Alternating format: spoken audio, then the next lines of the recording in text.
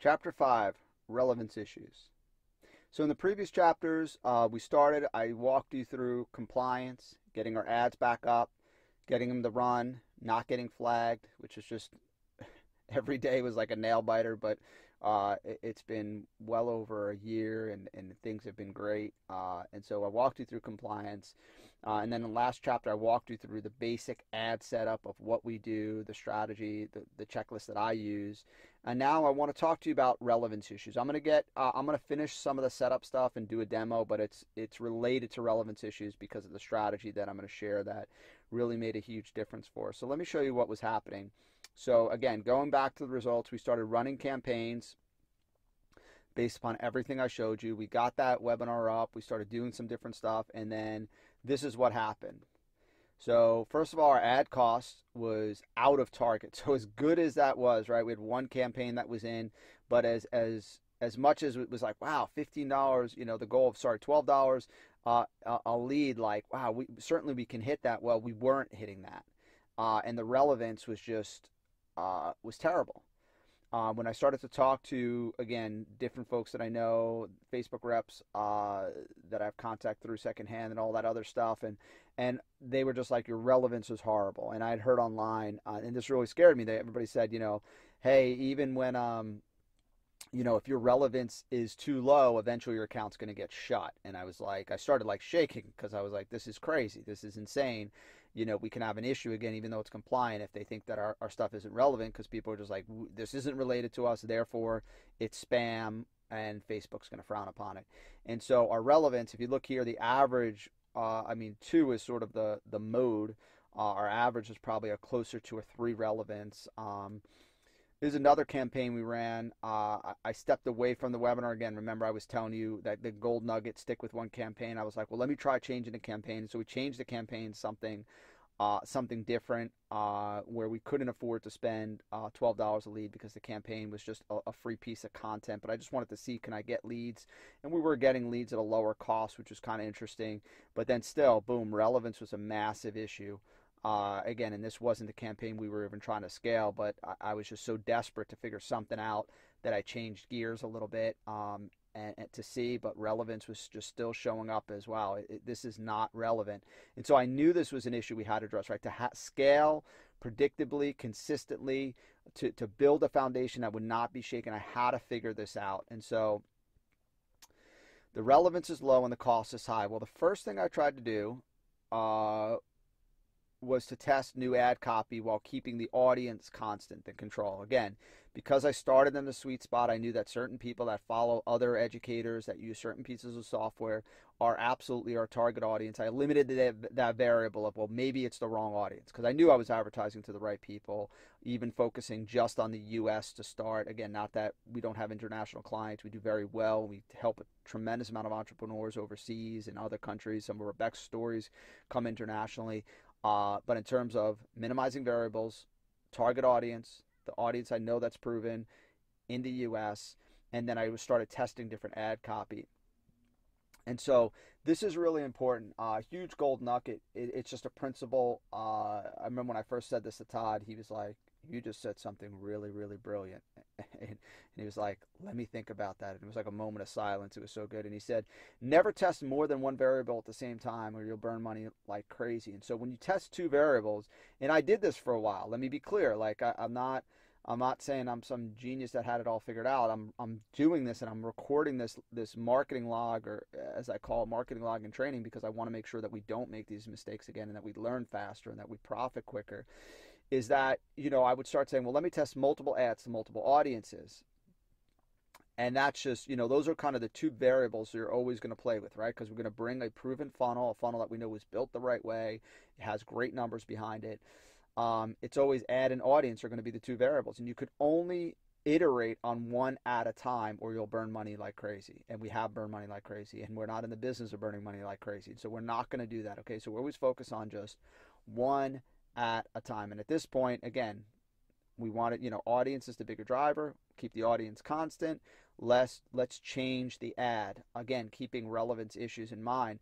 And so my first attempt at improving relevance was total congruence. So before I showed you one of the ads that we were running, It actually was show a blog post ad, but I was running some different ads, and I said, we're going to make this as congruent as possible. So on the left, you'll see the ad. On the right, you'll see the page they go to. And if you look at it, in the ad, it says, create one evergreen marketing campaign. And on the page, it references the same exact thing, right? So the headline matches it. I changed it a little bit to make Facebook seem a little more conversational. If you notice, who's that? There he is, Big TB in the beard, Todd Brown. And then on the page, they see the same guy. It's actually the same picture. It's a black and white version, but it's immediately recognizable, right? There's a free workshop, right? The call to actions for a free workshop. It doesn't say, what if tomorrow could be different than today? And it's not clear what it is, right? What is this? This is for a workshop. And on the next page, you can get a seat to the workshop. Even the brand, right? They see the E5 logo. On the page, they see the E5 logo. And so we start with total congruence. And total congruence is very important for a couple of reasons, even more so than just relevance. But that was the first thing I did when I started to tackle how do we deal with the relevance issue? How do we overcome relevance? Again, not just because of cost, but equally so because of building a foundation where we don't want to be somebody who's spending 6 figures a month on Facebook, but our ads are completely irrelevant. And maybe it's true. Maybe they do look at our account and say, you know what, your stuff's not relevant. We want to have great relevance scores. And I had heard stories of people having 7, 8s, and 9s. And I said, that's impossible. I can't get past a 4 on a great day. So this is our first attempt. My first attempt that I did. And so what we did is we saw the cost per opt-in was really good, right? Remember, looking to be below 12 bucks, and because of congruence, right? Congruence is always the way to start, as I'll talk about in just a moment. So because they knew that when they clicked that ad, they knew what they were going to get, and it matched completely. The opt-in rate was fantastic, which led to a great cost per opt-in, and the relevance score did come up. So we weren't seeing the 2s. We saw 1, 3, but we were seeing 4s. Okay, so it did start to move. I was excited to see that the cost per lead dropped, but the relevance went up a little bit, but it still wasn't exactly where we wanted it. And so I'll explain what the breakthrough is in the next chapter, which is where I'll actually do a quick little walkthrough for you. But I want to talk about congruent ads and why congruent ads are so important. And so this is your next gold nugget, which is, and I want you to always follow this when we run campaigns, when we start new campaigns, always start with a completely congruent ad, because when you're testing out a proven funnel to cold traffic, if the funnel is viable to cold traffic, a complete congruent ad will always work at some level. Meaning a completely congruent ad may not ultimately produce the best results, but it will tell you whether or not running cold traffic to your funnel, to our funnel, is feasible.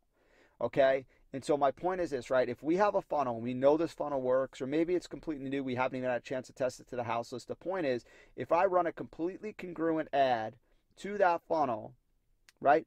Ultimately, there might be some really creative, unique hooks, which I'll show you some of the stuff we've done a little bit later that's kind of produced some very interesting and exciting results.